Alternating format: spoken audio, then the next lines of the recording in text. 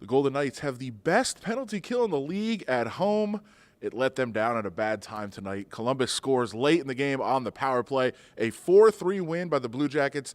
Golden Knights have now lost 3 straight games at home for the first time this season. Not a great result for the Golden Knights tonight. I'm Adam Hill. That's Ben Goetz here. The Golden Edge here from T-Mobile Arena. And as we said, Golden Knights fall tonight was not their best performance overall, but they did have a chance to win late.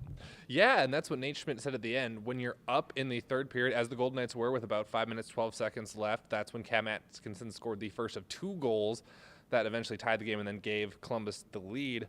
But Nate Schmidt said, when you have a lead in the third period, I don't care what you're feeling, I don't care what you're going through, you have to bunker down and get those 2 points. And that's something the Knights were really unable to do tonight because Atkinson just, in every which way possible, kind of beat them with both his speed, as we saw on the game-tying goal, and then with his shot, which he had a great top-shelf goal on the power play to give Columbus the lead late in this game. Yeah, William Karlsson was his teammate for 3 years in Columbus, and he said, hey, sometimes Cam just makes great plays. You saw him take over the game down the stretch tonight, and that's certainly what he did. Golden Knights thought they played well in the third period. In fact, they took the lead. They looked like they were on their way to breaking that home losing streak. Turned out Columbus just taking over down the stretch, got the job done.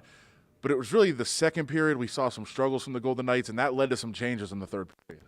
Yeah, the Golden Knights only had 3 shots in the second period, so really a down period for them. And yeah, Jargalant shortened the bench because of it. He took Valentin Zykov and Tomas Nosek basically out of the game. They did not play a shift in the third period. Instead, he had Cody Eakin rotate with William Carrier, Pierre-Edouard Bellemare, and Ryan Reeves. And it actually looked really good. It worked really well. Cody Eakin actually scored the goal that gave the Knights a 3-2 lead in the third period. And so I thought that worked really well. But of course, as you said, ultimately it doesn't really matter because the Knights couldn't hold on to that lead because of Cam Atkinson, and then they fall. Yeah, great individual effort down the stretch by Columbus, who sweeps the season series against the Golden Knights. No more chances to get back at them unless perhaps they play in the Stanley Cup final. Columbus is in a playoff spot. The Golden Knights are also in a playoff spot right now. Ton of playoff teams coming in here. Golden Knights, this is their first of 8 out of the next 9 at home. A bunch of playoff teams on that list as well. 6 playoff teams part of that stretch. So a huge stretch for the Golden Knights, and it looks like at least one defenseman has some confidence. John Merrill's been playing well. Tonight, he actually got a goal. Yeah, shout out to John Merrill for a shorthanded goal. That is the first shorthanded goal by a Knights defenseman in team history. So John Merrill scored the Knights' second goal, I believe.